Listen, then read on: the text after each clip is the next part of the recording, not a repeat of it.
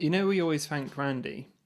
Yes. I think we should start Stop. thanking. Yeah, well, yeah, we should stop, but we should also start thanking Jared for listening Okay. and David. I think Dave's the Swedish Dave. Swedish Meatball Bum Dave. Yes. That's a good shout. I think Swedish Meatball Bum Dave, Jared and Randy. Jared and Randy. A big thank you to our 3 listeners. All through, yeah. Still I think that's killing it. Absolutely killing it. killing it in the metric stakes. Thanks, guys. Interesting things said by uninteresting people. Show hosted by Ben and Tom. Interesting things said by uninteresting people. Hello, and welcome back to another episode of Interesting Things Said by Uninteresting People. My name is Ben. I don't know why, dude. You can tell what kind of mood I'm in where I can't even remember my own name. This is Ben. And I am joined, as always, by the namer of the podcast, Tom. Hello. Was that Dude, you're really far away, loud. or- You're just really loud. Not in general. I mean, compared to me. Thanks. I need an intervention, Ben. I need to tell you something. Ben, you're so loud. Just in general. No, it's cool. Should be good now. Cool. How are you? Yeah, I'm good, thank you, man. Good. Let's ignore the sort of 20-minute, half-an-hour chat that we've already had before recording. Yeah. Anything? We need to hit record the second we get in. I think that's, yeah. And then it won't feel like we're even podcasting. We can just be like, doosh. There it is. Thing is, though, then we'll start slipping out all the stuff that we don't really want to tell people. No. Because this is all one big act. No, yeah, I'll be like, Ben, that problem with my butt is still there. The cream, it just isn't working anymore. Do you think you could apply it? It did. I thought you were going to say, do you think you gave it to me? Oh, no. I hope not. Because as you can see, I mean, if you look out the window there, again, let's begin as we mean to go on with amazing podcasting. Looking out my back door, you can see where I've been learning how to be a brickie. To build a bit of a patio. You know, I've seen your regular updates on Twitter. Did you say seen or got sick of? No, seen. And a little bit of the second one. Yeah, fair enough. Yeah, it's coming on, mate. It's coming on. For someone who doesn't really know a lot about bricklaying or construction generally, it's not fallen down. Or seeing with your ears, as people are currently doing. It's like a building site. Yeah. Basically, yeah. I've got a big garden full of rubble, which is hopefully going to be lawn at some point. But I've also started. It's progress. It's lots of progress. Like the last time I was over here, which was about maybe a month ago. Yeah. Didn't look like that. No. And I've cocked it all up in that short space of time as well. Look at that. And that's in your spare time. Yeah. Is this a case of? Imagine if I was doing it professionally. Oh my god! What a nightmare. It's a month in. It's like, oh, I don't know what's going on. Yeah, I've got to be honest, Mr. Jones. I don't know what I'm doing with your patio. But yeah, that's my situation at the minute. Do you any changes in your personal situation? Only a house. So for David out there, he probably doesn't know. I think Randy knows and Jared knows. Jared knows because I'm going to be living near him. Oh, so yeah. Jared, if you're listening, you'll be hearing a lot more of this voice over the fence. The dulcet tones, podcasting tones. I think for dinner I will have this. Yeah. Shut up! Me and Callie we've done the big move. We bought a house. When I say bought, we've got a mortgage fully on the way and. That's great news, man. Deposit hasn't left yet, but when it will leave a big gaping hole. I tell you what, man, that's the most painful transfer you ever make. Like, oh my god. Oh, but yeah, that's good news, man. So yeah, it's all cool, all moving forward. Through version. The best thing about it is I get a bigger office, which is great because rather than sweet. I don't know if this is me and Callie being selfish, but I think having a spare room is a waste of a room. Okay, yeah. Because. Well, you know, this might be very much in our way of thinking and just how he has. We very rarely have people stay over. Like, you know, once a year? Yeah, maybe less. You know, I haven't had anyone stay at the flat. If we can avoid it. Yeah. But, you know, I mean, even if you have someone that stay at your house once a month, in my eyes, that room is wasted. Yeah. Because it's not being used. You've just got a bed in there. Who is it for? I know it might seem welcoming on others, but you could always have it as like an extra room. But then have like a fold out bed or something, you know, like a fold out sofa bed. It's doing the Surely job of a sofa. Yeah. Yeah, I know what you mean. Yeah. Yeah, I don't know. So, that anyway, going back to it, I get a bigger office, which is awesome. So I get to really spread out because at the moment it's cool, kind of compact and all that sort of thing. So I'm really excited for that. I've got a big old window so loads of light can come in. I can see you've already pictured this. Dude, the worst part is great. The worst part is I've already said to Callie, I know exactly how I'm going to lay it out. Yeah. And I've had the plan for ages. And so that's really great. I'm with you on the whole office space thinking because Claire and I have talked about this, and whether we're thinking a spare room, not suggesting there's anything in the pipeline, but if you had a kiddie or stuff like that, that you want a little extra bedroom for, none of that needs a big bedroom. Not at all. And we've got a third bedroom which is tiny. Right. Whack anybody in there. I work a lot in my office. My wife is a teacher. She does a lot of officey sort of stuff. Work, Well, from personal experience. So there's a load of work to do. Why would you do that cramped up in a tiny little room? Doesn't make any sense. When someone can sleep in there and just tuck them out the way. Exactly. If someone's staying over, it's unlikely they'll need much more than a bed. Exactly. What are they going to do? Leave you a negative trip advice? Yeah, exactly. 2 stars. Tiny room. And I saw him working away, stretching his legs in his office, admiring the window. But no, so that's what I'm really excited for. I'm also excited to have a garage because we don't have a garage. Nice. We don't even our flat at the moment. We don't have any outside storage. So things like bikes and stuff we just don't have space for them. Which is why I haven't.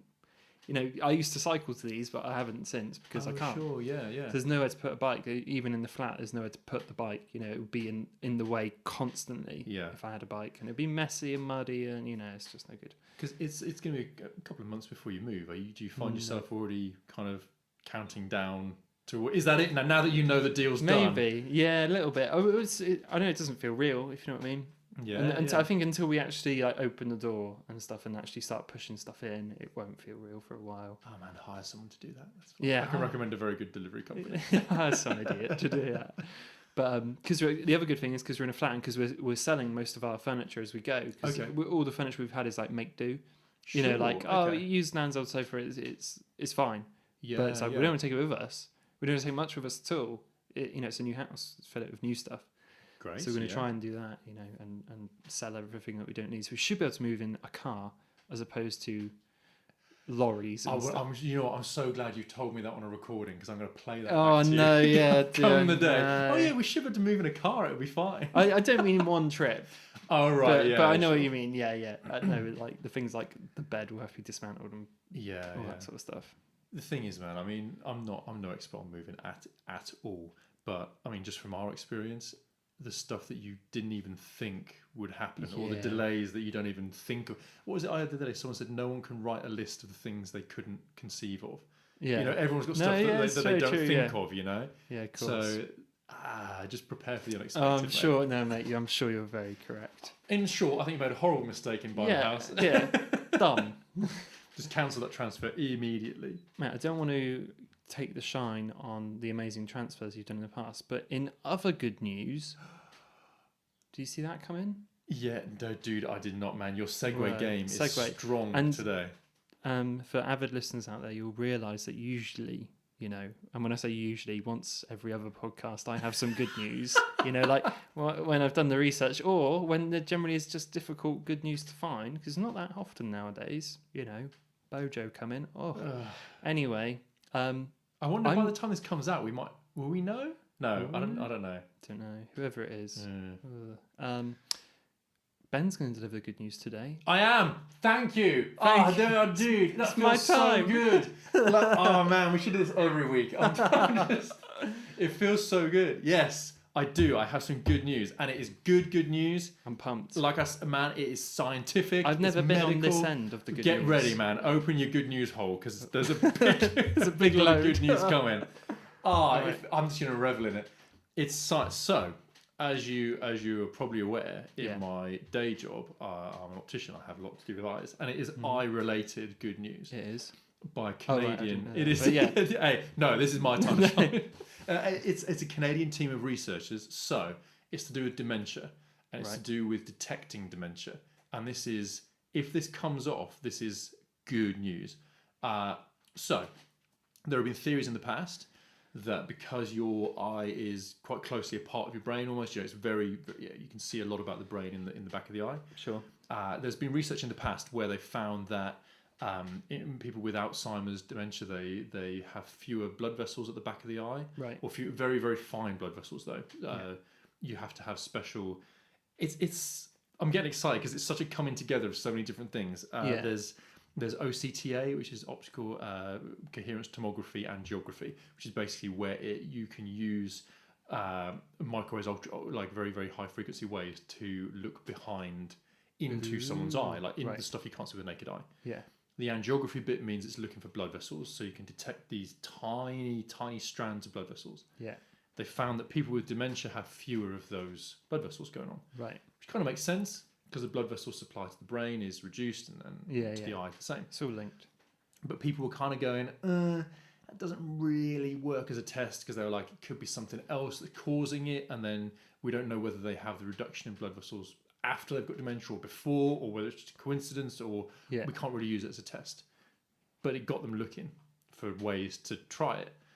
So this Canadian team early this year reckon they're getting good results with looking for a protein. It's amyloid beta. It's called. It's like it's the protein that builds up in the brain. Yeah. And if you've heard of like the plaques you get in the brain that cause dementia or start to cause types of dementia. It's just build up basically, that shouldn't be there. It stops the connections getting through. It's that. It's the same stuff that makes that also builds up in your retina at the back of your eye, and you can detect it. Ooh. And this is huge. If this turns out to be reliable, I mean, it's so far it's correlating, and they're like, this we can see this, because that is definitely something that you don't have when you're born. Yeah. It's definitely something that builds up in the brain and causes dementia. We know that. Can you stop it though? Well, okay. It's if you knew that you were getting dementia, you could do all the things they talk about. Right. To help slow it would be a kick up the ass basically. I know we're all supposed to live healthily anyway. Go for long walks. Walking around barefoot is supposed to keep the brain. There's stuff like that. Paprika, I think, or was it turmeric? One spice, turmeric maybe. Yeah, it's supposed to be found. It's been found to help, just a little nudge to help reduce the chance of it. But yeah, it's like if you had heart disease in the family, you could go, right, I know I'm at risk for this. I'm going to do everything I can to stop it happening. Yeah. But dude, like for all the people that I see at work who've got dementia and have to live in care homes and what have you, versus the people who are lucky enough or are in the position where they can have an elderly relative at home with them, like in an annex or a granny flat or what have you. If you knew in your 40s and 50s that you were likely to get dementia when you're older, even just being able to plan for it, man. I mean, people spend thousands of pounds in care homes. Yeah, sure. Where it would still suck. It would still be a horrible decision. But like, if you could say, right, I know this is the path I'm on. Mm-hmm. I'm going to downsize the house now, while I can release some of the money to the kids maybe. Yeah, or to do stuff or to build. Because if I know I'm going to have to go and stay with someone, we can make an absolute plan for that now. Yeah, right. Dude, it's such a difference, because the number of people who have like the diagnosis and then 6 months later they're in a care home and it's completely blindsides them, and all the money, dude, like just flies out. Man, I'm not going to get into making a wider statement about the state of care in this country, because there's the whole other topic there, but the amount of money that people just have to find to be looked after, it's crazy, isn't it? It's thousands of pounds, man. I mean, you look at buying a new house, you imagine just having to sell that immediately, and then having the money gone in 3 years. Just gone, wiped out. So yeah, it's. I mean, that's a bit sad aspect of it. No one wants to get dementia. No, of course not. But if you could say, right, you're at the earliest stages with an eye test, that would be non-invasive, great. Especially if it's part of your general. Exactly. Just I wish I have a quick check for the old Alzheimer's. Yeah. Mate, it sounds great. Yeah, and they go, oh, there's like the hint of it. Yeah. You're like, right, I'm getting on it. Yeah, definitely. Going to the gym, eating the right foods. I'm gonna. Yeah, definitely try and do something about it. Yeah. That is good news. Thank you, man. Yeah, I feel like I knocked it out of the park, I hope. You'll get your letter through next week if we've accepted you onto the Good News team. Oh man, fingers crossed. Fingers crossed. I'm Declined. Just holding out. Rejected. I'm just holding out, man. I hear the board is kind and reasonable. Yeah. So, yeah. Oh man, now what a rush. What a rush. This is what it's like. This is why we have to have such breaks between all things, because you just feel so good. Well, that's my good news. What do you have? I mean, man, I'm just faking this up. I know you have some good stuff you want to talk about. Some good meaty podcast content. Meaty. Should we get into the meat? Yeah, man. I'm done with the veg. Okay. Well, shall I talk about the OnePlus 7 Pro or? Please do. Okay. Oh man, where to begin? So, this is the next review I'm going to do. So, okay. Actually, by the time this is out, that should be out, so it won't be a spoiler review. It won't be. Basically, OnePlus are like they're almost like a enthusiast brand. You know, it's like a Kickstarter and all that sort of thing. Yeah. They didn't start on Kickstarter. I don't know how much you know about them. A little bit. Yeah. Didn't start on Kickstarter, but basically a very similar vibe. You know, like the idea is they make a. They used to be called the flagship killer. So it was like the first thing they put out was like 320 quid or $300 or whatever, and it had all the highest end spec that every iPhone would have, or the Samsung equivalent of that time, and at a fraction of the cost, or usually about half the price, maybe less.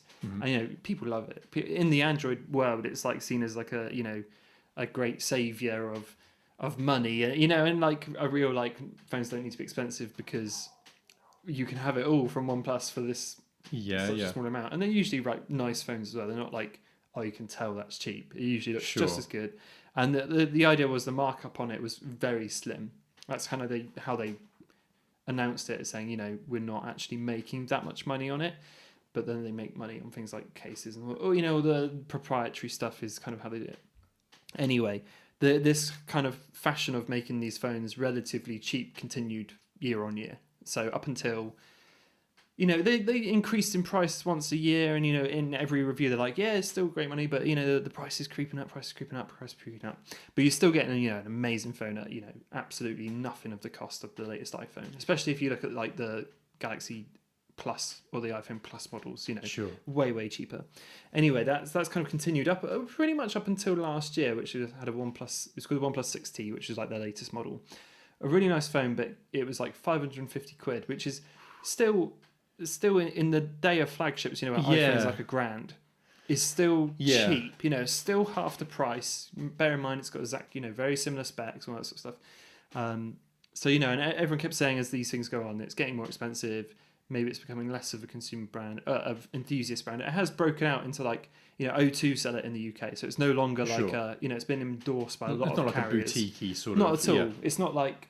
You see them on the street now. Probably they're not like, oh, what phone's that? It's like, in that sort of world. If you're into it, if you're into phones, you'll know about them and all that sort of thing anyway.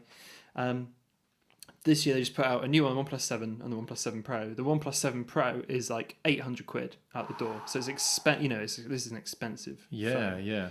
And it's like that. I don't think it's upset a lot of people because they put out the OnePlus 7 II, which was, I think, is 550 again. Okay. So there's the OnePlus 7 and OnePlus 7 Pro, but loads of people going crazy over the OnePlus 7 Pro because it's so new and everything. And as I showed you before the podcast, it's got that like super unique feature of the camera that pops up. Yeah. Because the screen. I want to interject here. It does look like Johnny Five from Short Circuit, and I'm still personally offended that you've never seen it. I know. I'm sorry. So the camera pops up, and that's like a cool, unique hardware feature and all that sort of stuff. And everyone I've shown that to has been like, oh wow. Yeah. But then it's like, that's gonna break. Yeah, but, I mean, sure. OnePlus done these really cool tests where they'll put it off a table and hang like a carrier bag off that camera, and it's fine and all that sort of stuff. Okay. It's not rated water resistant, but it is. They kind of joke that it. Sure. We can't tell you it's water resistant. Basically, to bring the price down, if you could imagine bringing the price down from 800 quid. I think it's 800 quid. It might be 700. It's one of those two. They didn't put an IP rating on it because that's an extra 50 quid. Okay. So to get that certification from that company or whoever it is, phone brands have to pay a bit extra to get the certification. To say, we have certified this is a water resistant up to 30 meters or whatever. Yeah. They didn't have it, but they've done everything they said they would do without the certificate. Okay. So they said, you can take that as you will, but a lot of reviews I've seen, one of the reviews by Dave 2D is really good. He puts it in a glass of water, Okay. does the review and takes it out and says it's fine. Awesome. And he updated on Twitter later saying it's still fine. I'm tweeting on it now, that sort of thing. But obviously with a pop-up camera, you think, surely he's going to let water in. But it is all sealed and that sort of thing. Anyway, that's like an overview of who they are and what it is. Yeah, sure. One of the kind of killer feature of it this time around is the screen is obviously over the entire body. So there's no notch, no camera cutout or anything, which is great. But not only that, the screen's 90 hertz. So it's like double the refresh rate of like a standard phone almost. So whenever you do anything, it's like super responsive, like almost to the point where it's like feels like it's stuck to your finger, like the screen. And it's cool. If you've ever been on an iPad Pros have got like they're called ProRes screens, which are like ultra sensitive. They just follow you like wherever you go. And the OnePlus is like that as well. Dude, not only that, it's like a spec champ. So it's like the one I've got is 256 gig of storage, which is mental. Yeah. But it's also 8 gig of RAM, which is mad. It goes all the way up to 12 gig of RAM. Yeah, okay. The standard model is 6 gig of RAM. It's huge amounts of RAM for a phone. My laptop we're recording on now is 8 gig of RAM. Yeah. And doesn't have that much storage. It's got 128 gig. So yeah, it's a crazy cool phone. It's the one thing I guess it's really great. And I'm gonna say actually the sign off from the review is like if you love Android phones, you will love it because it's everything that you would look for in an Android phone. Like super fast. It's a crazy good screen. Yeah. And I think I've actually wrote this in the thing, so you might have heard me say this already, or maybe not. Is the experience is totally unlike an iPhone. And I think that's what a lot of people that buy Android look for. Yeah. They don't want an iPhone. They want something that's totally different, but better, in a lot of ways. Okay. So in terms of app compatibility, it's all good. It's it's Android, so it's got absolutely everything. But I like it, but I don't love it. Like it's the problem with when you like. It's similar to you've been on Samsung for quite a few years. I guess. And forever. Yeah. Yes, forever. So. It probably might take quite a lot for you to decide I'm going iPhone, or even to switch brand. Because all your stuff might, I don't know, but all your stuff might be Samsung based in terms of cloud and all that sort of stuff. Oh, man, dude, I was going to ask you about this about bloatware on it. I mean, because the Samsung, they're killers for it, mate. And it's horrible as well. Maybe it appeals to some people. I just do not like it. I hate it when it's like Notes and S Notes. And then it's like an S calendar. Calculator. OnePlus has got a couple of those. It's not quite as bad. It's got like 2 clocks, 2 galleries, 2 cameras, I think. Okay. And some other stuff, which is a bit annoying, but not as bad. But yeah, you're right. Samsung is a terror for that. And they love putting their own look on it. And it's like, oof. Yeah. OnePlus is quite stocky, which is really nice. Sure. But yeah, I don't, like I said, like you might be really into Samsung, but for someone like me who uses an iPhone is what I consider home. Like that's home base. That's where everything is. Like and my Apple Watch just sitting at home doing nothing. That's an expensive bit of tech. Sure, yeah. Sitting on the side. Sometimes I wear it, but as a watch, and that's a real waste. There's no point at all. It's the spare room of the tech world. Yeah, and it's like Callie's on an iPhone. Most of my family's on an iPhone. It just makes. You use a phone which makes you feel most connected to everyone else, right? And that's what's most important. And if an iPhone does that, then that trumps pretty much everything else in a phone for me. Yeah. I'd rather feel more connected and have that instant connection with someone rather than, the screen's better. It's like, I don't really care. Like, I suppose in a way, it's the same sort of thing as why social media giants are so difficult to replace. Yeah.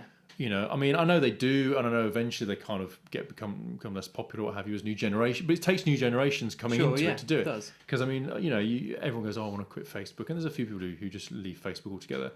But at the same time, it's a pretty strong argument to at least keep the Messenger app, because so many other people are connected to you through it. I'm exactly on that. I don't have the apps on my phone, I have it on computer, obviously on the thing. Yeah, but I have Messenger on my phone because it's useful. I've done the same. Yeah. I got rid of Facebook on my phone. I feel so much happier. And you know what? Not to go on a rant here, because Facebook is what it is. It's, whatever. But I realised how much tripe comes up in my notifications. That might just be me, you know. It might just be the groups I'm in or whatever. But it's a lot. Whenever because I don't go on it that much. I don't want to be that guy. It's like I don't use Facebook, but you know I don't go on it that much. But when I do, I have a quick scroll. I'm like, God, this is a bunch of crap. Thank you, dude. I know we haven't really talked about this between the two of us, but it's so true. Yeah. I will have like now, you know, I'll go on it maybe. I don't know. I have days when I go on maybe once a day, which I know is still once a day, but it's like one quick check to go, and every time click on the notifications. Don't care. Why am I seeing that? Mark Not interested. Yeah, exactly. Dude, I think when I posted the Japan photos, that's the first post I've made in 2 years. Yeah. Or maybe slightly longer. It was like early 2016 when I made a last post. That's crazy. But it's like. And I won't check it for sometimes weeks on end, which is oftentimes where I don't share this because I don't see it. And it's been like a week later and I'm like, I was probably a bit silly to share it. It's not because I don't want to, I just never see it. Oh man, I know what you're saying, man. Yeah.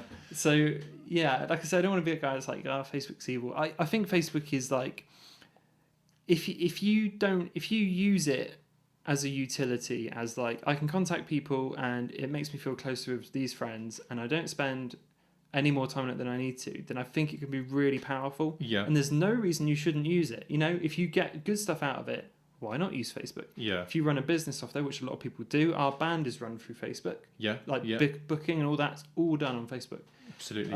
Done through Jo, bless her, because no one else really wants to do it. But, you know, and for that, it's like, I don't know how, in a way, I'm not sure how we would do it otherwise. We get so many bookings through Facebook. Yeah. It always pops up. I get the little notification messenger like, how much is it for you guys to play this? Well, I mean, do you maybe? I mean, this is the thing. Maybe Facebook is. Who knows what the future holds, man? But maybe it is just becoming more like a text message. Yeah. You know, or an email. It's becoming its own environment of just contacting people. Somewhat, in some ways, it reminds me of do you remember the intranet at school? Yeah. When it would just have school stuff on it, or like you'd just have learning resources on it, or something like that. Yeah, it's almost like its own entity. It's like it runs on the internet, sure, but it is Facebook. Yeah. And you can do loads of stuff within it, but it's not the real internet as such. But it's like almost so AOL big. It's almost so big. It's its own thing, which is a little bit like that. I'm gonna. You know, I don't even care. I'm gonna get completely diverted here. I've got two things that I really wanted to talk to you about, just because I think this is right. Everyone, you can probably skip ahead if you don't want to hear me and Tom just having a chat. Having a chat. That's what you tuned in for anyway. Yeah, in many ways. So shame on you. If you skip forward. But yeah, there's two things I wanted to mention to you, man. The first one, do you ever see? I don't really follow them, but do you ever see Corridor Crew? Yeah. The VFX guys? It's cropped up so recently. I've watched all those VFX artists react to. Yeah, because they're amazing. And it's been recommended to me like heavily at the moment. Oh, dude, they're having a real... Because I think they did... They must... This is... I didn't actually... up. It's one thing... There's got one specific video there I wanted to mention to you. But yeah, as a channel, they are... Because they did the fake Boston Dynamics video. Man, where the robot fights back. I will link that in the description because that is hilarious. Not only when I first watched it, I saw it obviously as like, oh, that's funny, they're doing the Boston thing again. Yeah. You know, they're pushing it around. And when it grabbed the thing, I for about 4 seconds, I was like, holy crap. Yeah. And then I was like, I see where this is going. How will it connect to his hand? There was a few things I was like, I think when they get the whip out and stuff. Oh, I don't want to spoil it. But that's when you kind of go, oh, right, I get it. Mate, when again, without spoilers, when he grabs the bat or whatever it is. Yeah. And it almost kicks off. It's like, oh my God. Yeah. I thought it was scary. It was weirdly scary. Yeah. Dude, man, it's a good channel. Corridor Crew is really... But the video that I wanted to mention to you is just about... Because... Where my mind went was with Facebook and talking about how all the issues we had in the past and present with Facebook kind of controlling real world things intentionally and they aren't accountable. So Facebook won't tell the people who want to investigate it what they've shown to people. Right. I'm talking about with relation to like elections and stuff like that. It's very serious kind of stuff, you know. Caroline Cadwalla had a very good TED talk talking about how social media, like it or not, needs to be accountable because it does affect elections. And politics. I would agree. And kind of to a point. Yeah. Well, but the key problem with it is that Facebook are not accountable. So because the timeline isn't recorded. to anyone but Facebook, and Facebook won't tell you. So if you were to ask them and say, hey, I want to know who has seen this right-wing advert and why they were shown it. Yeah. Facebook can tell you, but just go, no, we won't. We're not going to tell you.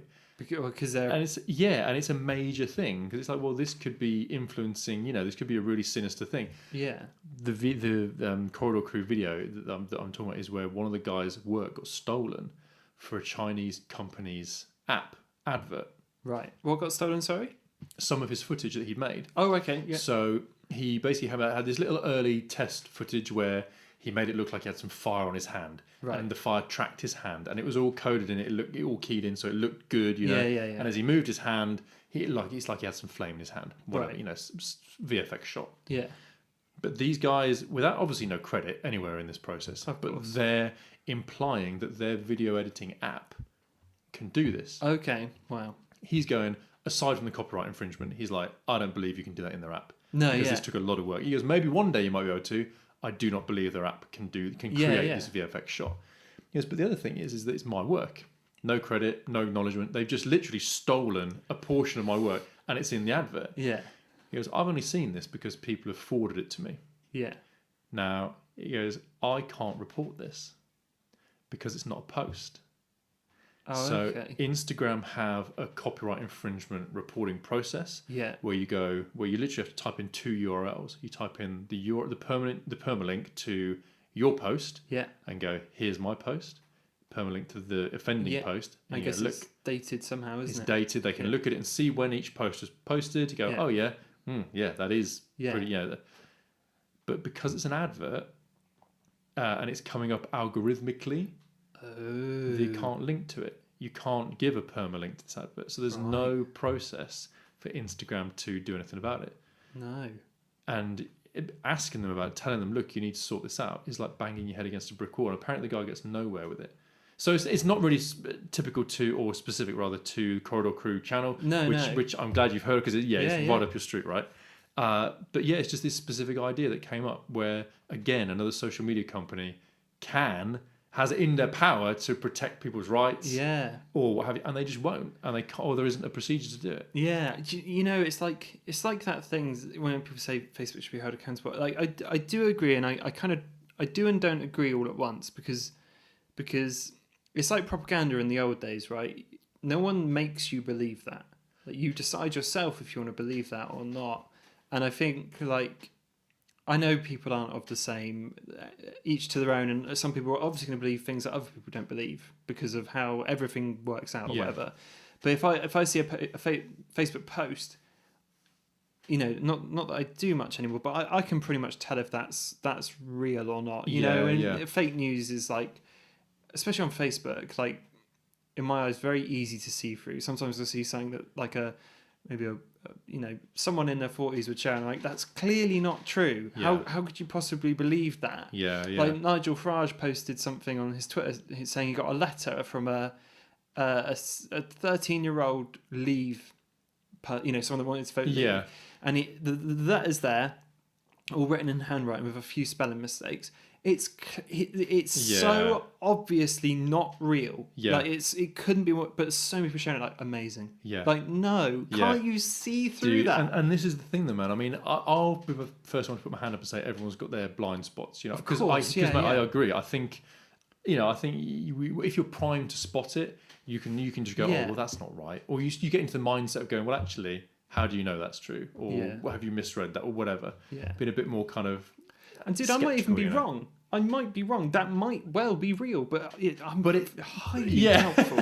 Highly, highly doubtful. Yeah, and this is the whole conversation for another day. But but yeah. So I mean, I know we've got away a little bit. What about that phone there, mate?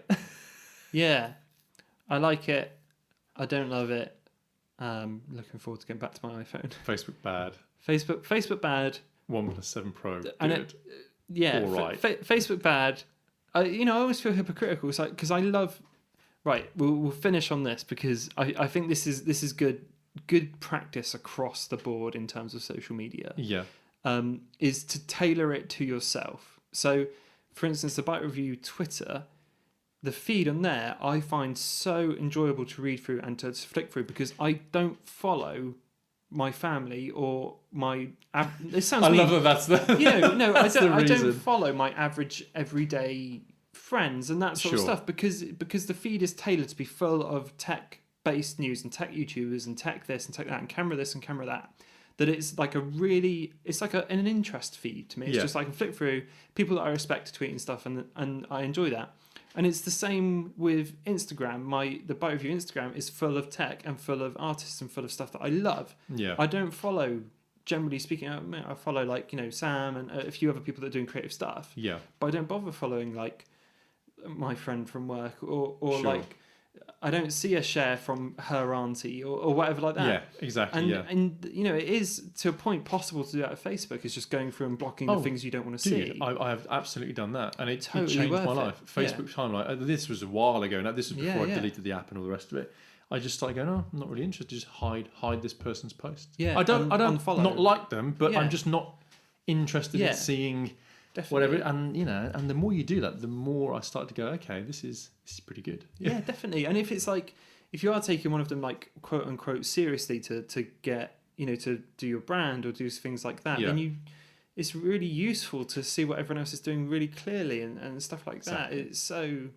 It can be a really, really useful tool, but I can also see how people like students at college are like, almost addicted. They've grown up with it.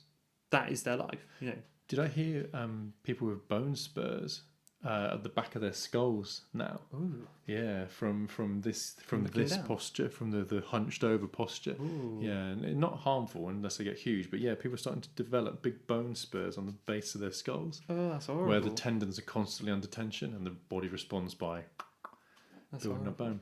Disgusting, isn't it? That is disgusting. Yeah. We should probably, stop there. And like I was saying, to round it up, is Facebook bad, but I'm just as bad because I enjoy Twitter and Instagram, but I tailor them really specifically. Yeah. So sure. I don't know, Yeah, no, fair enough. if Facebook's annoying you, sort out your feed, Yeah. and then it won't annoy you. Be the master of the technology. That's it. Do Don't let not it run you. master you. Yeah. Don't let the algorithm run Get you. your life. Yeah. Anyway. Should we move on? Because Yeah. this is one of these weird podcasts where you've seen something that I haven't seen, Yeah. and I've seen something that You you go. haven't I've seen. just talked for ages. You go. Fair enough. Yeah, please. Please. I watched through Good Omens on Amazon Prime. Yeah. Which, do you have Prime? Yes. Yeah, you can get free trial of Prime if you want to watch a 6-part series. Yeah. Yeah, Good. I'm here to tell you, it's really good, very good. Very good. This is a strong This is one of Ben's strong recommends. Whoa, right? this is in Ben's top reps. So I've got history with the story. Okay, because it's off a book, right? It is. It was from the 90s. It's because we mentioned this, I think, maybe not on air, so to speak. Yeah, because I was started reading a Neil Gaiman book. Yes. And I couldn't get along with it, but Oh man, boo! No, yeah. But so this is based on a book that he wrote with Terry Pratchett back in the 90s, and I came at this from being a Terry Pratchett fan rather than a Neil Gaiman fan. yeah, But it's just a good story. Terry Pratchett's obviously died, yeah, and one of the last things that he was saying to Neil Gaiman was make it into, because I think they make it into a TV series. Yeah, they talked about making it into a film, and there were options on the table, and it's been kind of in limbo for a little bit. Pushed around. And they were like, right, no, we're gonna get it made. It's just really good television. So the story is you've probably seen, if you've been online, you've probably seen the marketing materials. So there are an angel and a demon, played by Michael Sheen and David Tennant, in doing good work, doing good acting work, and it's about the end of the world. It's about the plan for the end of the world. Yeah. So the Antichrist is born, and is sent to be brought up with the idea that when he's old enough, the apocalypse will come and he will trigger it. Yeah. And he will be the one to instigate it all, and the end of the world will go down. But the problem is the babies get mixed up. Right. So the baby that heaven and hell are watching and trying to influence isn't the Antichrist at all. Right. So then, with about a week to go, this is realised. This comes up, and they kind of realise what's going on.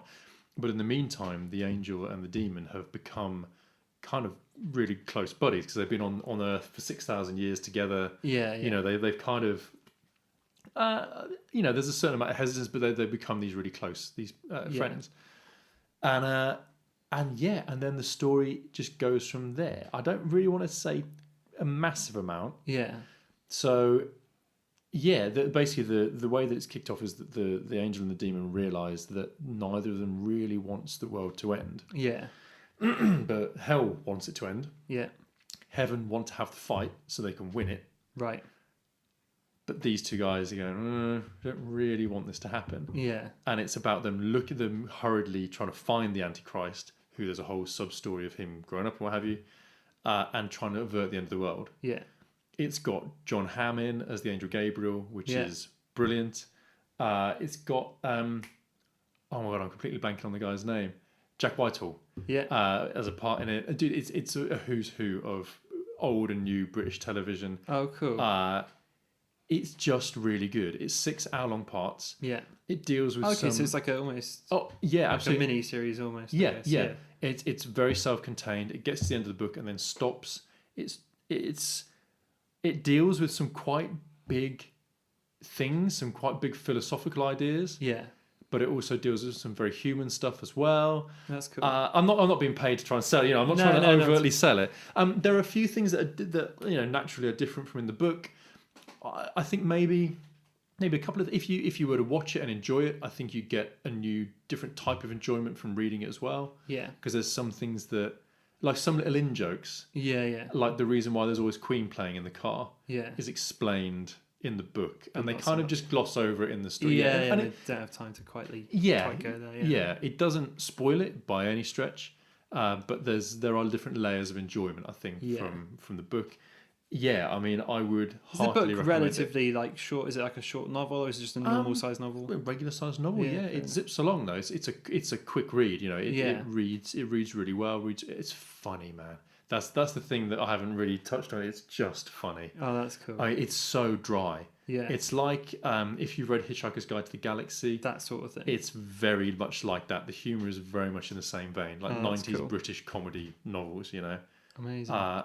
Yeah, what can I say, man? It's good. I'm glad it's good because sometimes I feel like I'm talking from no experience and no knowledge, but sometimes I feel like Amazon is like just not Netflix. Do you know? I'm just like, it's an Amazon original. Like, what? It's not Netflix original feels like the seal of quality now. It's like, it's sad, but you're so right. Yeah. It's like, it's a Netflix original. It's going to be banging. When it's like a prime exclusive, I'm like, who? Dum-dum. Yeah. See, they could pay me to do that. If it ever goes down, I can just... Sponsored by. But oh man, that sounds good. Yeah, I'm glad it's good. In a good way. Yeah, I would say if you watch the first one, yeah, and you hate it, don't worry about the rest. Oh, okay, fair enough. There are a couple of very special moments, like the cold open in episode 3. Yeah. Of the story of how Aziraphale and Crowley become the angel and the demon become friends. Yeah. It's about half an hour long. Yeah. And it's brilliant, and then you get the credits.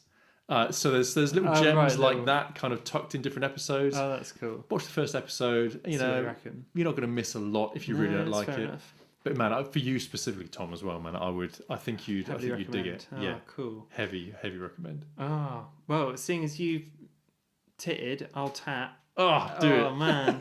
Actually, I was going to talk about. Now you brought up a series, I'm going to talk about 2 things, but I guess the main thing is I saw Toy Story 4 last night. Yeah. It's so good. It's not even like, they've done 1, 2, 3, and there's the classic trilogy. Because I was a bit like, where could things go from now? Things seem pretty done and dusted, I guess, and all that sort of stuff. But it's Pixar's like, poster boy, isn't it? If you think Pixar, it's like Toy Story. That's one of the ones that comes up, and it's like original and great, and it was fantastic. It's the best.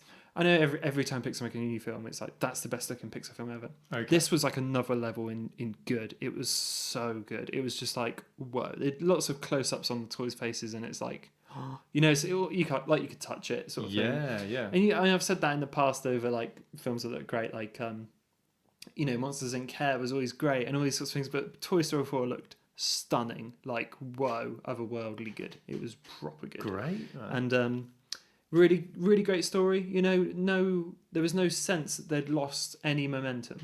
It just is what happens next. Yeah, sure. And at the end of Toy Story 3, and here's what happens next. That must be really difficult to accomplish because, I think it must be really like you say, it kind of wrapped up 3. Yeah, really well. It used to be the end of the been... tale.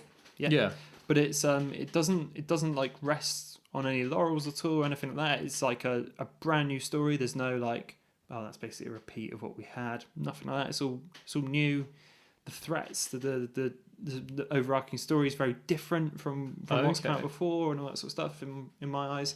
And it was just wicked. It was so worth seeing. It's so very, very good. Keanu Reeves is in this, isn't he? Is he? Is he the stuntman? I haven't. Having not seen it. Now that you say it, yes, I guess he is. Yeah. I didn't realise it was him when I was watching it, but no. I only know that because I think I've seen him doing the voice acting for some of it. It's called Duke Kaboom or something. In it. Yeah. Dude, he's a great character in it. The only thing I think it did disservice to is, and maybe it's just because of how the story is structured, is it's very much a Woody story. Fine. So okay. People like Buzz, who are obviously quite a big character and have lots of things in the first 3. Buzz is like kind of barely in it. Okay. He is in it and he plays like important roles, of course, yeah. because he's almost like the second main character in many ways. Yeah, absolutely. Yeah. But it's very much a Woody story, and his Buzz's screen time is very small compared to Woody. Not in a bad way. Okay. Not in a like, oh, I want more Buzz. But his, it's not about him at all. Okay, yeah, and it's great, dude. Heartbreaking as well. They really know how to pull on the heartstrings. Pixar now. There's times where it's like, oh, bloody hell! Hey, come on, no, you're crying. Yeah, where's the comedy payoff? Come on. Come on. So really great, worth seeing. Totally not like, oh, here we go again. It's like, wow, here we go again. Is it? Yeah, that's brilliant. No, yeah. It's awesome. Good. Is it more tailored towards people who have grown up with it? Do you think? Are they starting to develop it like how the Harry Potter movies, for example, grow up with the audience? Not particularly. I'd say you could come in at Toy Story 4 not knowing much and you'd still enjoy it. Yeah. So it's at the same age as well. Yeah, definitely. Okay. It's again, almost like you said, for people that know it, lots of nods and funny stuff about the originals and how things have progressed over that time. Some really like touching throwbacks as well, where for people that haven't seen any films before, they always have to touch a little bit on what's happened before, and how they do that's really, really well implemented and smartly done and all that sort of stuff. Yeah, really great. And just very quickly, I want to touch on, I don't know if you've seen it yet, but Chernobyl series. I haven't, dude. You are maybe the 100th person to tell me how good it is. Yeah, I know. That's why I don't want to spend much time on it. Oh no! Go because it's so good. Callie watched it on her own, and then she said, "You need to watch this." So we watched it again. She literally watched it again straight after she'd just watched it. So like 2 days after. Yeah. And it's amazing. You know those series when you like, I can't believe. When I don't know if you get this, but whenever I watch World War II stuff, I'm like, I can't believe that happened. Yeah. Like I cannot believe that was a thing. It's like that. It's like whoa, and it more than anything, it just shows how secretive the USSR was. How like nothing goes. They can't tell America something bad's happened. Is that still very much Cold War-y thing, and the state runs everything. The KGB are like always watching and all that sort of stuff. Because this is pretty close. I understand this is pretty close to the true story. Yeah. It's not much of a dramatization, is it? Or? Well, I guess there is in places, but not at all. It's all effectively what happened. And wow, dude, the first episode, things kick off. It is the main event, the explosion, all that sort of stuff. Yeah. Without spoilers, it runs through that. Basically, runs through that day. It's really cool, really, really, and on a geeky level, it's so well filmed. I appreciate the filmmaking as well as just as much as the story, and like, it's hard to describe how good it is because obviously so many people like it. If you've heard it from loads of people, it's just. It piques the interest. The characters are really, really good. You really feel sorry for them and really feel like worried and scared for them because obviously USSR is always like watching and all that sort of stuff. And it's interesting to see that point of history and just how they didn't initially let people leave and all this sort of stuff, which is just like you're banging your head against the wall watching it like, why won't they let them? And it's obviously all wrapped up in state secrets and it's just. Dude, the amount of people that smoke. I know that sounds weird, but if a character's on screen, they're smoking. Oh, fine. It's just constant reams and reams and reams of cigarettes. If you're an actor and you don't smoke, I think it must be really hard. Do you know what I mean? Like, we need you to smoke for this role. I was like, but it's great, so great. So it's tense and terrifying and brilliant, and it's everything you'd want in a series. Oh, great! And it's 5 hours, 5 episodes, not a second wasted. Okay, brilliant.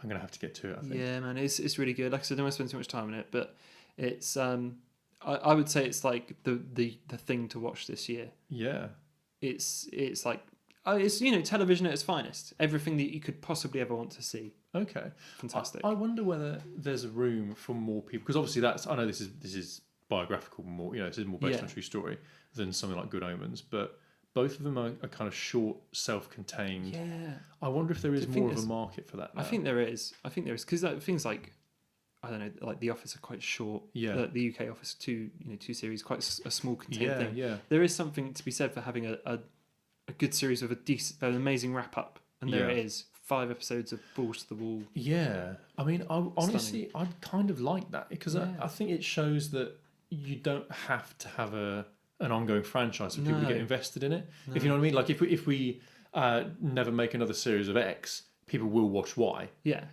so we can just do one sharp series of something and then stop. Like I said, there's no time wasted. Maybe in episode 4, there's a little bit where they. Again, they have to hunt down some animals, and it's not particularly okay. That's maybe, but it's interesting. Shows another side and all this sort of thing. Yeah.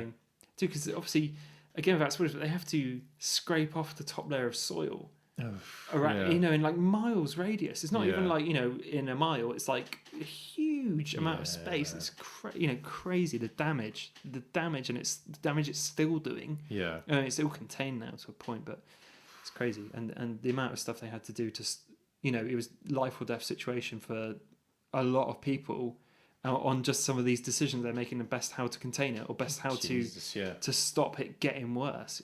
It's crazy. I can't even imagine it's in something like that. Mentally crazy. But I don't know. I think you're right though. Did you watch The Bodyguard? No. Again, another great series, but really contained. 6 episodes. Yeah. 1 hour each. Done. And just done. Yeah. Dude, The Bodyguard's man, don't get me started. Really good too. Look, you see that patio out there, mate? Yes, that's episodes 1 to 2. That brick. Yeah, exactly. Anyway, that's probably enough about TV and film. Well, that's right. I was gonna wrap up with something I'm going to spring on you, because I realised I did this last time as well. Yeah. Having a YouTube recommendation of a channel. Yeah. I'm not angling to make this into a regular feature. No. It's not going to tread on Good News' toes, mate. You've like got that locked in. Yeah. Yeah. But I do have a recommendation for you. Yeah. Which I keep reminding myself to WhatsApp you about it, and then I've stopped, and I'm like, no, I just tell him about it. It's okay. So you remember this is a similar kind of vein to my last time's recommendation of My Mechanics, if you remember, the restoration video.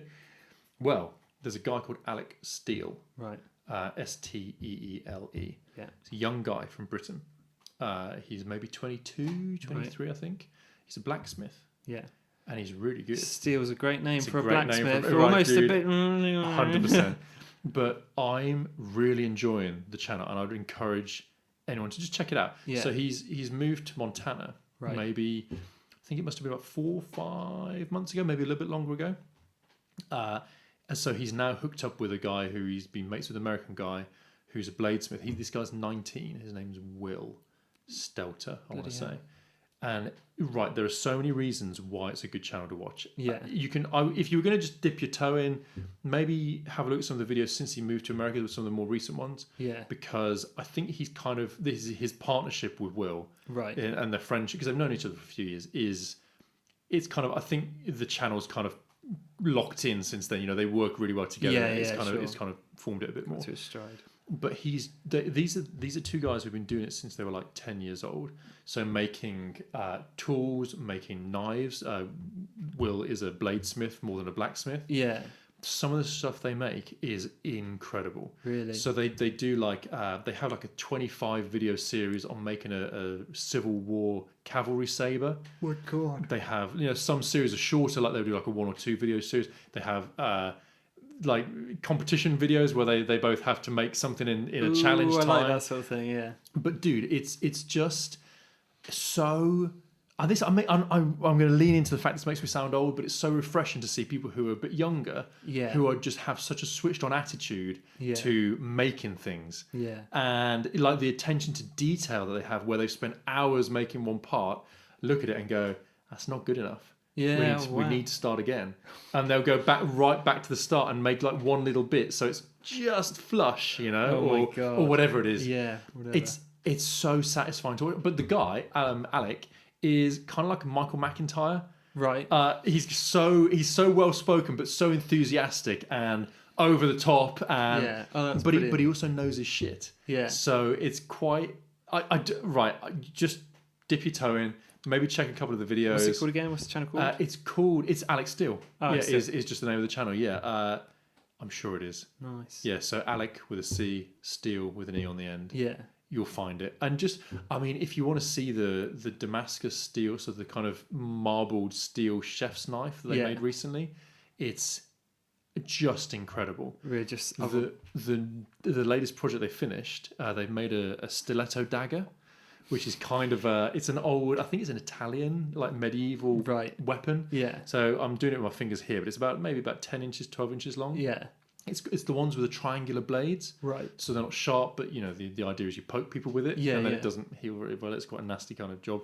They made this thing. It's inset with diamonds, which you watch him learn how to do at some point in one of the videos. Bloody hell. It's a beautiful piece, and they sell it. So I thought, I'll just click the link to see how much it's on offer for. $12,500. Wow! And someone bought it within 2 hours. Bloody it's hell. A collector's piece, it's a real but it makes sense when they're going, no, it's not good enough. We need to just shave that a bit more. Dude, yeah. So, as I say, I'm not going to try and make this a regular feature. No. But I've done a deep dive on his videos. And it's good shit. It's good, man. Just for a bit of to feel good about life, because it's someone who can do what they want to do, who can do what they're trying to do. They've got a good attitude. They're personable to watch. It's a good YouTube channel. Yeah. There you go. Cool. There we have it. That's it, man. That's it. Dude, that went way better than I thought it would. I know. Maybe it always does. Oh man, it's always a nice surprise. It is. Oh man, I can smell my dinner's cooking as well. From burning curry to the bottom of the pan. Oh no. We should wrap up. We should. Thanks as always to everyone who's still listening. If you're still listening, maybe that means you might on the back. Yeah. Maybe you enjoyed it. I'm not that guy, but like, share, subscribe, whatever. What do you think of Facebook? Yeah, what do you think of Toy Story 4? Comment below. Unless you're listening to it on your phone or like... You can still comment on your phone. Come on, Randy. On iTunes, you can leave a review on iTunes, but you can't really comment on the individual episodes. Dude, iTunes is on the way out. I don't know. Maybe that's a topic for another time. Dun. To be continued. Thanks as always to Tony Thaxton for our theme tune. Nice one. And thanks to Tom for, just being a good guy, just being a good bloke. Where can people find you online if they want to talk to you? It's the old @Bite Review on Twitter. But where can they find you, Ben? Well, @BenjuOnLung on the Twitter. There it is. I think that's everything we've got to say. That's it. Goodbye. Well, have a good one. Bye.